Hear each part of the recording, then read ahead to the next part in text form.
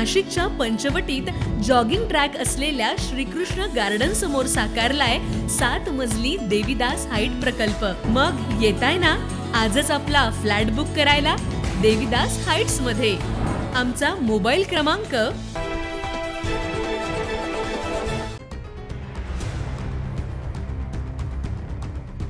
नाशिक शहरातील सिडको पाथर्डी फाटा परिसरात अतिक्रमण आणि वाहतूक कोंडी हा गेल्या अनेक दिवसांपासून डोकेदुखीचा प्रश्न बनला। नुकतीच महापालिकेकडून या ठिकाणी अतिक्रमणाविरोधात कारवाई करण्यात आली होती, परंतु अवघ्या 2 दिवसात पुन्हा फेरीवाल्यांनी रस्त्याच्या कडेला स्टॉल्स उभारायला सुरुवात केली।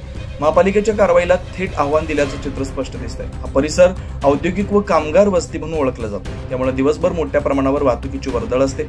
मात्र रस्त्यावर कपडे व विविध वस्तू विकणाऱ्या फेरीवाल्यांमुळे मुख्य रस्ता अरुंद होत असून वाहतूक कोंडी वाढत चालली आहे। यातच वाईन शॉप समोर तळीरामांची गर्दी आणि ग्राहकांनी रस्त्यावर उभ्या केलेल्या वाहनांमुळे वाहतुकीची कोंडी अधिकच गंभीर रूप घेते। कंपनी सुटण्याच्या वेळेत रिक्षा, दुचाकी, मालवाहतूक वाहने एकमेकात अडकून संपूर्ण वाहतूक ठप्प होते।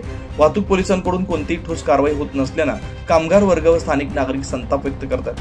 महापालिका आणि वाहतूक विभागानं कायमस्वरूपी उपाययोजना न केल्यास अपघात होण्याची शक्यता वाढेल असा इशारा नागरिकांनी दिला। त्यामुळे आता यावर मनपा अतिक्रमण विभाग आणखी ठोस कारवाई काय करणार हे बघणं महत्त्वाचं असणार आहे। 9 न्यूज महाराष्ट्रासाठी प्रतिनिधी नितीन चव्हाण, नाशिक।